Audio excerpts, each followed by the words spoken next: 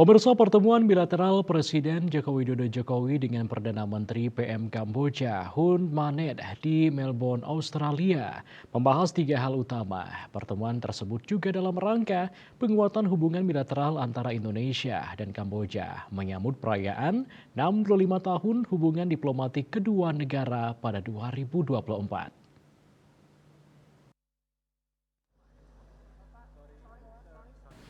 Presiden dalam keterangan yang disampaikan Biro Pers, Media, dan Informasi Sekretariat Presiden menggarisbawahi tiga hal utama dalam pertemuan bilateral tersebut.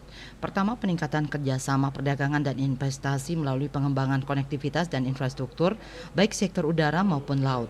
Terkait investasi, Presiden menyebut bahwa badan usaha milik negara BUMN Indonesia siap berkontribusi dan menjadi mitra utama pada sektor perkereta-apian dan infrastruktur. Selain itu, kedua negara juga perlu terus mendorong interaksi antar sektor bisnis untuk memperkuat perdagangan dan investasi. Kedua, dalam isu pemberantasan tindak pidana perdagangan orang, Presiden Jokowi mengapresiasi dukungan pemerintah Kamboja dalam penanganan warga negara Indonesia WNI yang menjadi korban.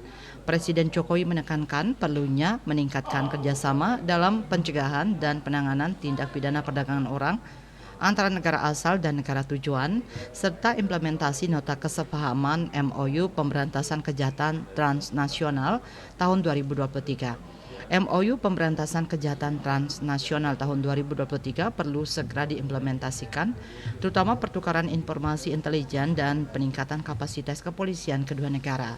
Terakhir, kedua pemimpin membahas kerjasama di bidang ketahanan pangan, termasuk impor beras dari Kamboja.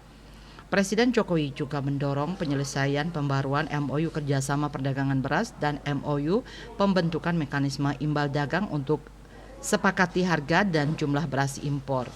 Implementasi MOU pertanian juga perlu segera didorong, khususnya tindak lanjut peningkatan kapasitas manajemen pertanian, irigasi serta investasi pengolahan dan penyimpanan beras.